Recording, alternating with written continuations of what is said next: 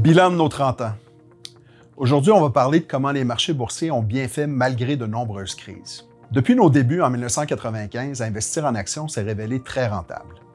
En 30 ans, les marchés boursiers canadiens et américains ont rapporté en moyenne respectivement 8,7 et 10,4 par année.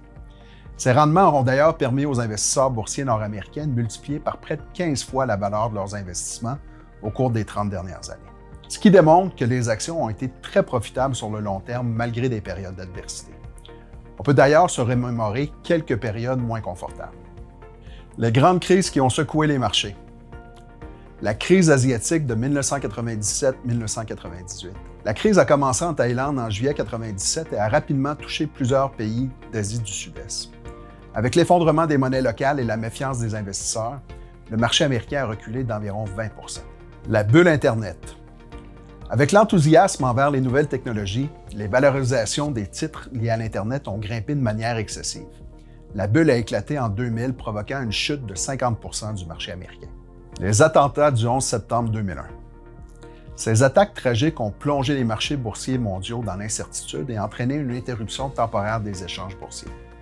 Les attentats ont contribué à accentuer le recul qui avait cours avec l'éclatement de la bulle techno. La crise financière mondiale de 2008. Issue de la bulle immobilière américaine et de prêts risqués, cette crise a provoqué la faillite de grandes banques comme Lehman Brothers. L'effet domino qui s'en est suivi a entraîné des récessions dans plusieurs pays et a provoqué un recul de 50 % du marché américain. La crise de la dette souveraine européenne. Après 2008, plusieurs pays de la zone euro se sont retrouvés avec des dettes insoutenables, remettant en question la stabilité de l'Union monétaire européenne. Le marché américain avait reculé de près de 20 %. Le crash chinois de 2015. Avec une chute rapide et brutale des indices en Chine liée à l'inquiétude sur la santé de son économie, le marché américain a subi les soubresauts avec un recul de plus de 10 %. La pandémie de la COVID-19. La crise sanitaire a provoqué une baisse de 35 % du marché américain en mars 2020. D'importantes mesures économiques ont permis une reprise rapide, même si le monde a dû repenser ses priorités, surtout en matière de télétravail et de technologie numérique.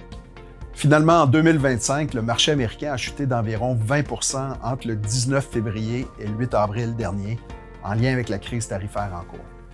Autre facteur d'incertitude.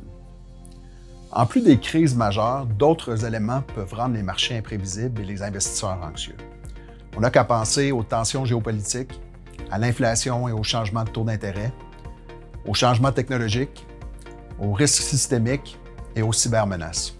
Des éléments récents comme la guerre en Ukraine qui dure depuis 2022, et le conflit israélo-palestinien qui dure quant à lui depuis 2023, ou encore la guerre tarifaire en cours, viennent alimenter l'ambiance de nervosité qui accourt présentement sur les marchés.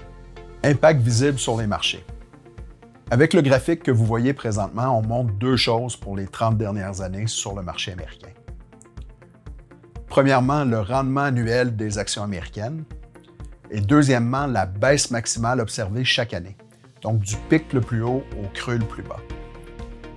Vous remarquerez que les plus fortes baisses se produisent clairement lors de crises, avec le pire moment en 2008 où le marché a chuté de près de 50 %.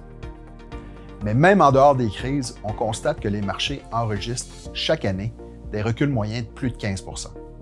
Maintenant, que doit-on retenir? On doit se rappeler qu'à la base, le marché boursier est un encan où des acheteurs et des vendeurs s'échangent les actions de compagnies publiques. À court terme, le marché est une machine à voter, mais à long terme, c'est une machine à peser. Cette situation attribuée à Benjamin Graham et utilisée par son célèbre élève Warren Buffett met en lumière la différence entre les fluctuations à court terme et la valeur fondamentale des entreprises sur le marché boursier.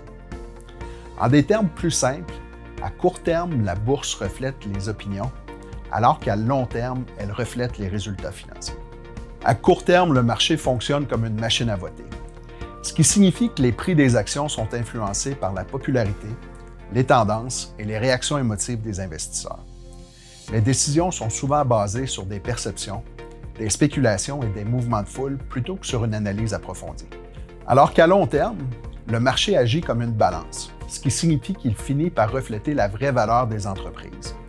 Les résultats comme la rentabilité et la croissance réelle prennent le dessus et déterminent les rendements à long terme d'une société cotée en bourse. En résumé, il ne faut pas se laisser emporter par les craintes qui causent les fluctuations à court terme, mais plutôt investir en fonction des fondamentaux à long terme. Ce qui était vrai à nos débuts en 1995 l'est toujours aujourd'hui.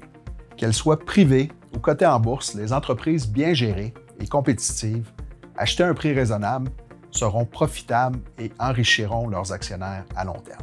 C'est pourquoi chez Allard et Associés, depuis 30 ans, notre équipe d'investissement concentre ses efforts sur la recherche et l'évaluation d'entreprises de qualité à prix raisonnable. Nous demeurons convaincus que tant que le capitalisme prévaudra, notre approche continuera d'être performante, prudente et durable pour les décennies à venir. Si vous le souhaitez, nous sommes disponibles pour en discuter davantage. Qu'en pensez-vous?